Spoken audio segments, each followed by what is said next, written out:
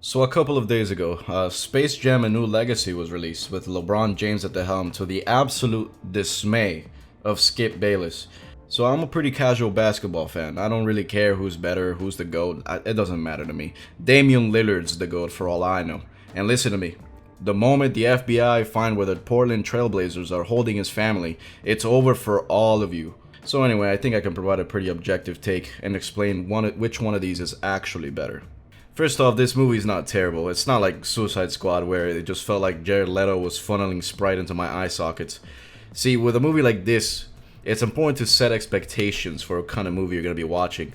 If you're out here expecting LeBron James, of all people, to come out here and give you some Robert De Niro, Al Pacino, Godfather levels of acting, you're trolling. You know, like at best, you could get some Jackie Chan levels of acting.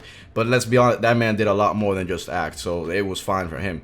You know exactly what you're gonna get when you see this dude on the poster, and don't kid yourself, it was the exact same with Jordan. Now, as Martin Scorsese once said about the Marvel movies, they're not really cinema, you know, they're not meant to be thought-provoking, character-driven pieces. The point is, these movies just have different parameters to be judged on. They are about entertainment, about fun, and I found that the most important focus for those movies should be visuals and characters. The plot doesn't really matter as much. All it has to do is stay out of the way. And that point is very important because it is the whole difference between the original Space Jam and New Legacy. The plot of New Legacy just cannot get out of the way. No matter what you do or how you see this movie, it is trying so hard to base these characters in reality in just the most unrealistic ways possible. To the point where I'm pretty sure this movie was written by like reptilians or aliens. Like, I don't know, some of the things that happen that are like absolutely crucial for getting the plot moving are just blatantly in your face nonsense. Like, nitpicking is one thing. We can nitpick the original movie to oblivion. But the plot in the original movie was, okay, my boy is golfing. He lands a hole-in-one, which apparently surprised everyone, including him. So, because he had to go check it out and make sure it wasn't Kevin Hart hiding in the grass messing with him. And then he gets sucked into a different dimension where he finds the Looney Tunes, and then from there it's simple. Jordan help win game, Jordan good man. That's the entire plot of the original Space Jam. None of it made any sense, and it didn't have to because it's Martin Scorsese. Now, Space Jam: A New Legacy was trying so hard to implement these different characters and storylines, knowing damn well the intern they put on writing the script has been there for like 3 days and has no idea what's happening. And that's the TLDR of this video. The plot of this movie just could not get out of the way. Now, if you want to go over some of these scenes, we can do that too. The problem here is that this movie's trying too hard on all fronts. It's trying too hard to give this generational message, trying too hard to appeal to the youth, and definitely trying too hard to be funny. With that said, the opening scene isn't bad, actually. With LeBron in school or whatever, I didn't immediately cringe back in time to before I was born, so that was already better than what I expected coming in. Then it cuts to the present, and we are introduced to LeBron's acting. He's got that Goku from Dragon Ball Evolution type of acting, where LeBron is in character while he's saying his lines, and then quickly exits character the moment he finishes the line. It's a very nuanced approach. Definitely gonna have to take a deeper look and see exactly what he's trying to convey here. But my big issue comes in the next scene, you know, almost immediately after. In this scene, we are introduced to the big drama of the movie between LeBron and his son, and how his son makes video games. As a gamer, you have my undivided attention. Then he pulls up his multi-monitor setup, and now I'm starting to feel a bit stereotyped. But then he shows us the game he's working on, and this kid's like 12 years old, so I'm expecting like, I don't know, like an 8-bit side scroller, you know, Mario replica basically, because that's where everybody starts. But no, this kid pulls up fucking 2K46 with cyberpunk graphics, 3D, holographic, AR, VR, Jake Paul, Chris Paul, Bucks and Six. This is ridiculous. But that's not all. LeBron then starts playing the game, and the reptilians start coming through because they play this boomerang way too hard. LeBron goes, wait a minute, this isn't real basketball? No, LeBron. If I'm playing Modern Warfare 2 and someone gets a 10 kill streak, I won't look outside my window and see an AC-130 hovering outside my fucking house. That's not how that works. World War II didn't end by Shroud catching 25 on Call of Duty, my boy. Then, I don't know, to really top off the scene, LeBron ends it by dabbing it up. Woo! And I swear I heard my 16-year-old sister next to me audibly cringe.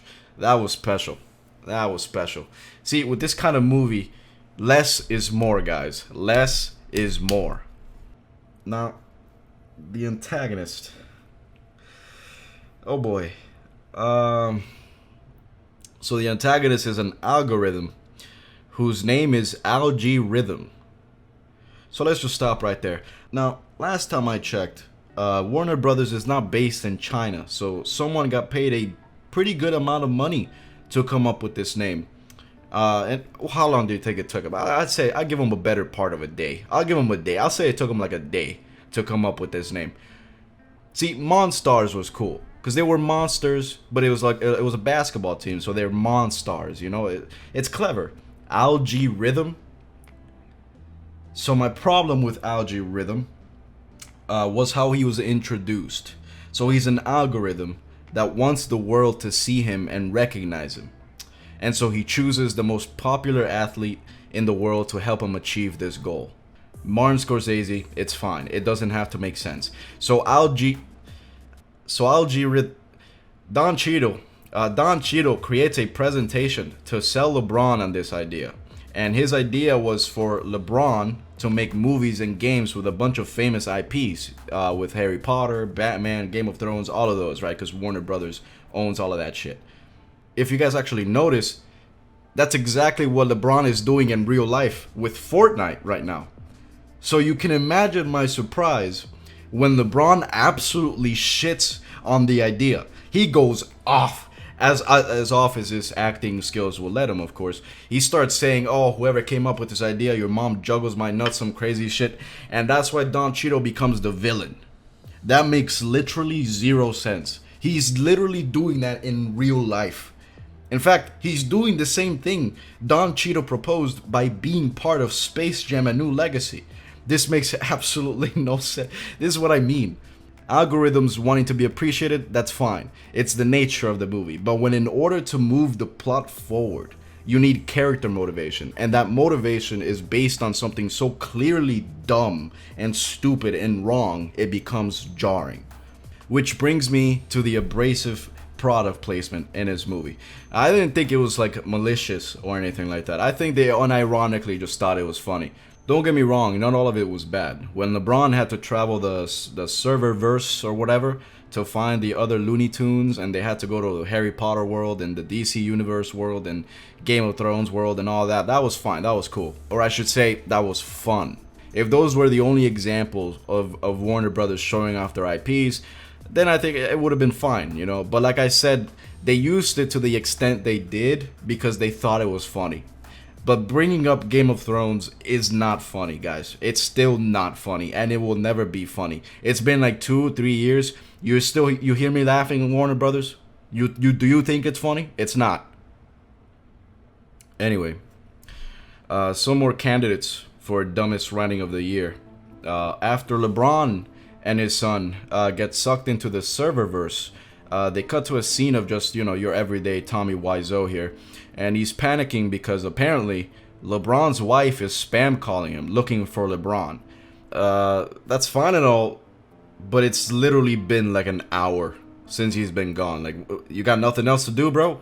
We're led to believe that if LeBron has like a big dinner one night and has to go take a shit, and it just happens to take longer than 5 minutes, his wife will just, I don't know, call the cops, just starts having a breakdown in the middle of the kitchen. God damn, you don't have anything else? You don't have work to do? You don't got hobbies? What do you do all day, bro? Now, the reason why the writers have her show up is so she can go to the server room and get brought into the game from there so they can all be together in the end. But why not just have her stay home and have her check her phone and see the match happening on her phone the same way everybody else did and just get her in that way? Why put yourselves in the position to look like complete buffoons in the first place? Again, I like some parts of this movie. I like the Michael B. Jordan bit. That was pretty good. That was pretty funny. I'm not gonna lie. Grandma and Speedy Gonzalez in the Matrix. That threw me for a loop, bro. That shit got me. Porky spitting absolute fire was crazy. He said, "How your last name Rhythm and you still offbeat?" Got off my seat there for a second. I thought I was Kendrick.